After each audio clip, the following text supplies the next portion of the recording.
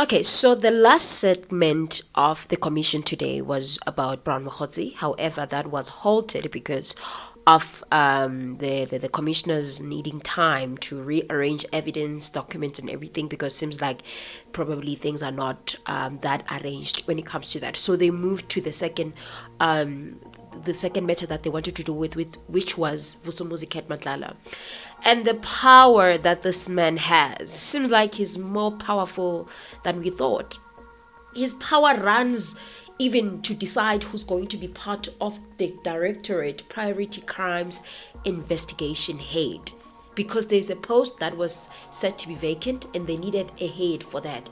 And that is responsible for investigating serious crimes and organized crimes in South Africa. And now this post was said to be given, or the person that was suggested by VUSUMUZI MATLALA, from the conversation that was provided by Mr. RAFADI. Mr. RAFADI said to be a businessman. He's a businessman, and after the post was advertised and shared the information with VUSUMUZI Kat Matala, he heard from VUSUMUZI Kat Matala that the person that is actually appointed for this job, or that is going to be given this job, is SHADRACK, and even referred to SHADRACK as his friend.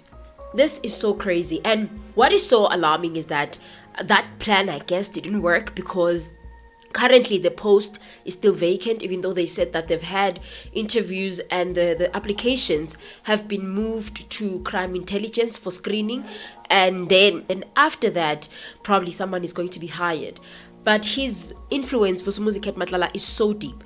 And another thing that Mkhwanazi said is that VUSUMUZI Kat Matlala's personal vehicle were registered by the Deputy Chief of Police at Ekurhuleni, that is Major General Mkhwanazi.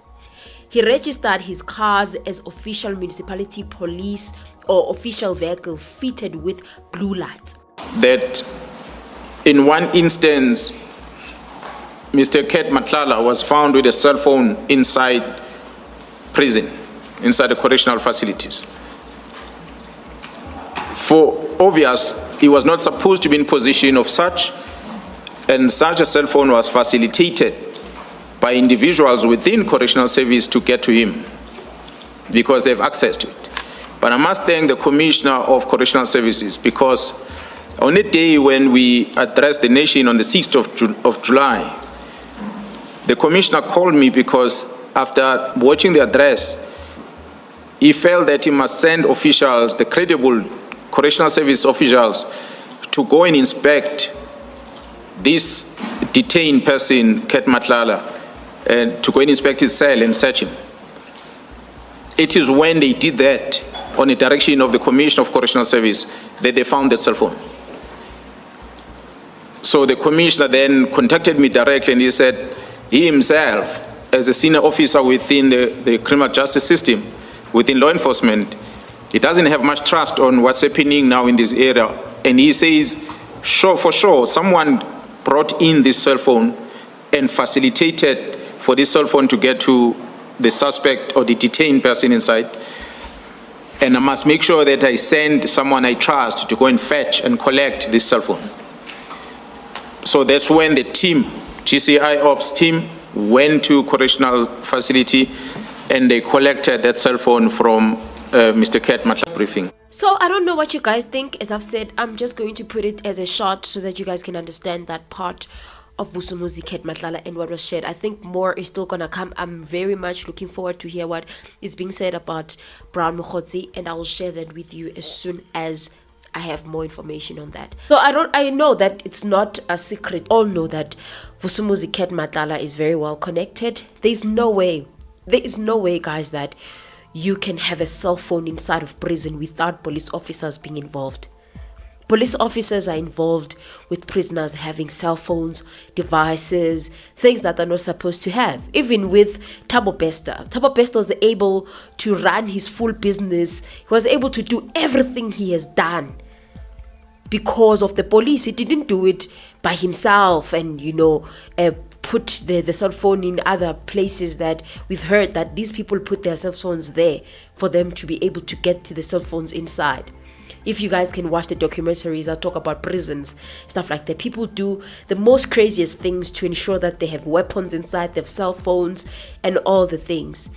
This time, we know a lot of prisoners who come inside with the police officers, and these police officers are the ones that are enabling them to have weapons, to have phones, to have all those devices, to be living nice. Hence, some of the people enjoy prison that, it's not a problem to them. Look at Katiso Molefe. Look at VUSUMUZI Kat Matala. Even the clothes he wears in prison, he's fine in life. You see, guys. Another thing that I think is important to note was the general referring to the Zondo Commission. Zondo Commission is very important because what the general said about the Zondo Commission is that he deposed of an affidavit, and that affidavit that he deposed of, it just so happened that he was not called for him to testify regarding that. Probably this thing that is happening now could have been revealed at that time of Zondo Commission. For example, the SAPS, the NPA, and correctional services being compromised to defeat the ends of justice. My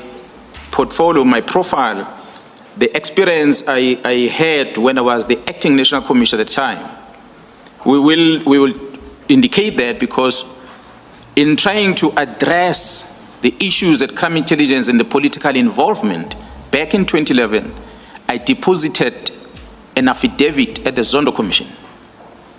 That affidavit is available. Unfortunately, I was never invited to come and testify at the Zondo Commission. So the patterns that were there, the modus operandi of how they are dealing with things at crime intelligence back then, it still exists today. The fact that they didn't give him that opportunity, it makes you wonder, is Justice Zondo involved or what? Other people I've heard suggesting that because it was more about Jacob Zuma, not really about the police, so calling Mkhwanazi will deviate the whole matter to be about the police. But that's the thing. Some of these things happened during the tenure of Jacob Zuma. By the time Sir Ramaphosa came in, he would have learned and understood that when you're president, you do not allow such things to happen. So, and also another thing, guys, if he spoke then, Mkhwanazi, he could have avoided a lot of unalivings that have happened, people that have lost their lives. So, I don't know what justification does Raymond Zondo has, but I think that Raymond Zondo also has to be called as a retired judge. He also has to be called to be asked, how did he not allow Lieutenant General Mkhwanazi to come and testify? And I foresee, as I've said, that the excuse will be no, the commission was about Jacob Zuma and the Gupta's state capture and stuff. But that's the thing. This problem of the syndicate and the SAPS, the NPA and correctional services being compromised to defeat the ends of justice is part of state capture. It definitely is part of state capture. So I think that he should be called Raymond Zondo to testify in this commission.